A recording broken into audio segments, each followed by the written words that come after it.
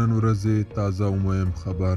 عطا محمد نور په خپلو نوو څرګندونو کې افغانستان ته د راتګ لپاره طالبانو ته یو نوی شرط کېښود. خو دا شرط څه دی؟ که غواړئ پوه شئ ویډیو تر پایه وګورئ او که تر اوسه پورې مو وطن میډیا یوټیوب چینل نه وي سبسکرایب کړی دا اوس یې سبسکرایب کړئ تر څو نوي او تازه معلومات تر تاسو در ورسیږي.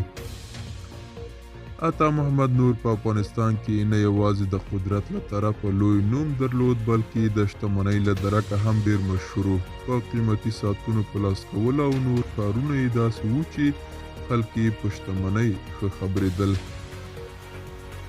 نوموړی اوس د هیواد څخه بیرون د یوې ډلې مهم غړی دی.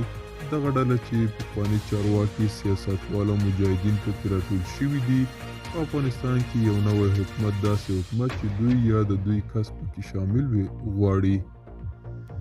عطا محمد نور چې د دې ډلې مهم غړی دی اوس د دې ډلې په استازیتوب ویلي دي چې نړیوال بانکي سیستم باید د افغانستان په مخ خلاص نشي. د ویلي چې دا کار باید په هیڅ صورت ونشي ځکه دا په کابل کې د نورو کسانو د جیبونو د ډکېدو سبب کیږي. ملګرو دا و زموږ نننۍ چمتو شوی ویډیو.